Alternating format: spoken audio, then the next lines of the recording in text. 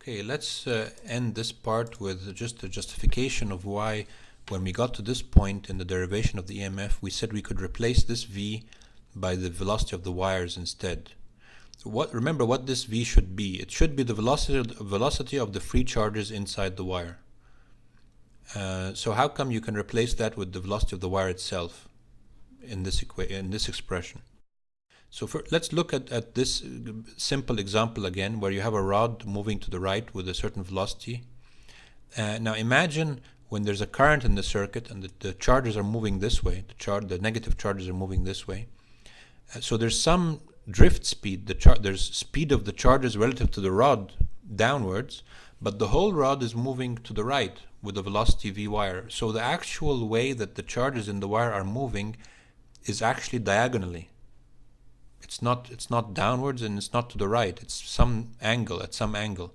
Of course, in general, the drift speed is tiny. It's usually about order of 10 to the minus 4 meters per second. So it's very small. If the velocity of the wire is like a few centimeters per second or even a meter per second, I mean, of course, it's much bigger than this. So this component is very small. So you can neglect the difference between these two vectors. But just to be kind of accurate, this is the way we should write it down. So the velocity of the charges, they actually move at some angle.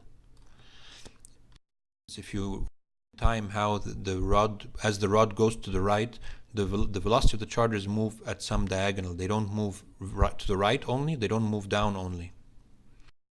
So if you look at the term v cross b dot ds, the velocity of the charges in the velocity of the charges relative to a fixed reference frame fixed to this fixed piece of the rail, it would be then the sum of the velocity of the wire plus the velocity of the drift velocity. So this is what the velocity of the charges would be. It will be the sum of these two. So if we can replace v by v wire plus v drift cross b dot ds. Now you have two terms then. One term is v wire cross b dot ds and one term is v drift cross b dot ds. Now v drift is parallel to the ds vector. They're parallel to each other, right? And so when you get v drift crossed into b, it gives you a vector that's perpendicular to the ds vector. So this bracket dotted into ds is 0. The bracket is perpendicular, the direction of the vector representing the bracket here is perpendicular to the ds vector. So the dot product is 0. So this term is just 0.